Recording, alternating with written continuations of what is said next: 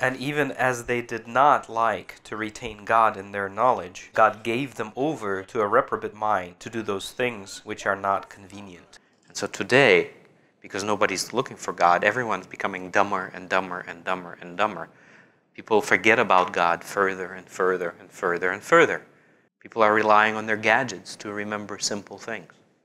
There is so much information today, but nobody knows anything. Smart people or people who actually know something are far and few between. For example, there was a major flood after the hurricane that hit Louisiana. What was the #1 shortage at that time?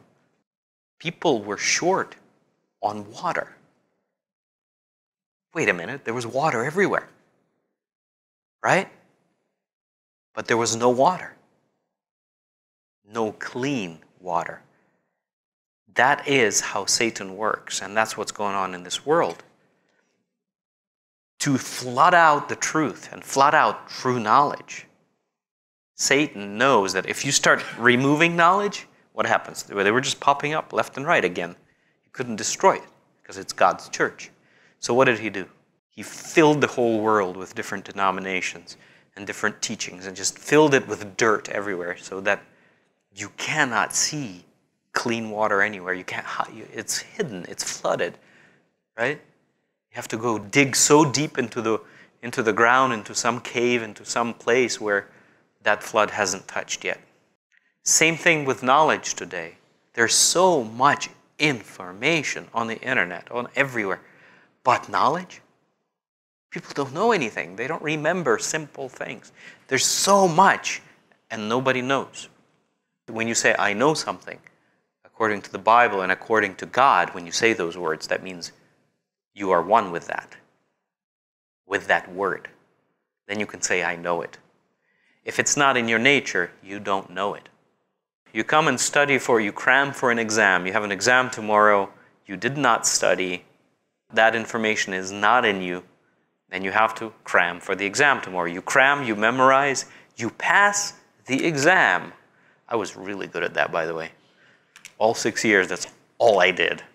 Memorize it, you go to the exam, you pass it with flying colors. Short-term memory was so good. You got really good at that. That's what college taught me. How to cram things into short memory and then forget it like you've never heard it ever. I mean, experience in that was just colossal. And so you go through that, I passed the exam, and you ask me, do I know that information?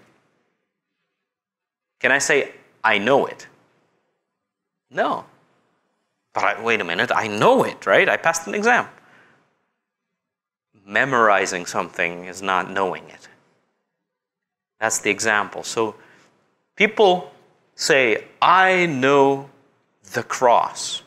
Yes? Everybody says, yes, I've read about it. Everybody knows it. Do people know the cross today? No, they don't. People say, I know Christ. Do they know Christ? Who can say that? Everybody says that. But they don't know. Both of those, believing and knowing, have to do with the Word. You do those things to the Word. You believe the Word. You know the Word. Without the Word, there is no knowledge. There is no faith. And behind the Word is a spirit. So to say, I know something, that means you are one with it.